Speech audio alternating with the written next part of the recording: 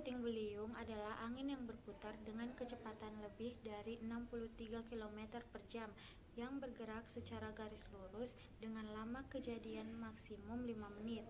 Ciri-ciri datangnya angin puting beliung adalah pada waktu siang hari terlihat adanya awan puting menjulang tinggi seperti bunga kol, kemudian berkembang menjadi awan yang gelap disertai hembusan udara dingin, dan angin mulai menggoyangkan pepohonan ke kiri dan ke kanan.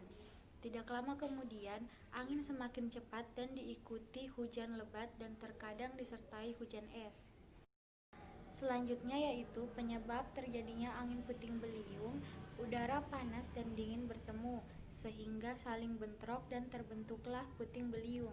Proses terjadinya angin puting beliung biasanya terjadi pada musim pancaroba pada siang hari. Suhu udara panas, pengap, dan awan hitam mengumpul.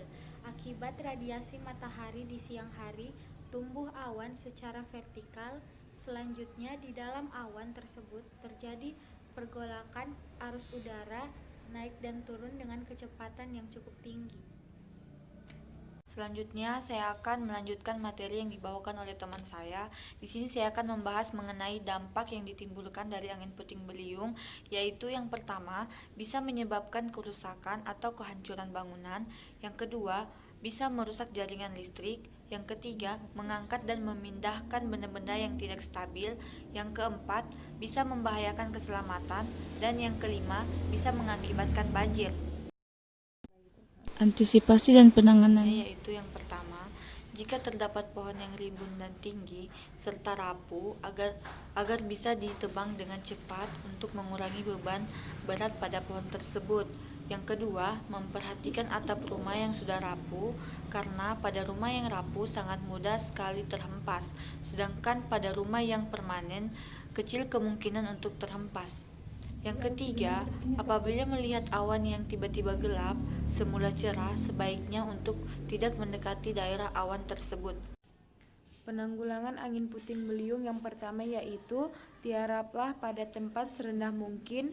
Yang kedua, dengan berlindung di bawah jembatan jalan layang atau sejenisnya. Yang ketiga, jangan pernah melarikan diri dari angin puting beliung.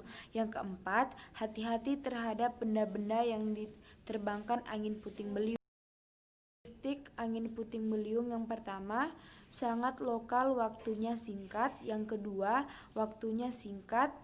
Yang ketiga, lebih sering terjadi pada siang atau sore hari. Yang keempat, kemungkinan untuk terjadi kembali ke tempat yang sama. Dan yang kelima, sulit diprediksi. Yang terakhir, memiliki kaitan yang erat. Yang terakhir yaitu kesimpulan.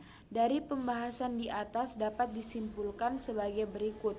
Yang pertama, angin puting beliung kejadiannya singkat antara 3-5 menit. Setelah itu diikuti angin kencang yang berangsur-angsur kecepatannya melemah. Yang kedua, penyebab terjadinya angin puting beliung disebabkan karena udara panas dan dingin bertemu sehingga saling bentrok dan terbentuklah angin puting beliung. Yang ketiga, terjadinya angin puting beliung biasanya terjadi pada musim pancaroba pada siang hari dan suhu udara panas, pengap dan awan hitam mengumpul. Saran, sebagai pelajar kita harus mengetahui dan memahami ciri-ciri dan karakteristik angin puting beliung.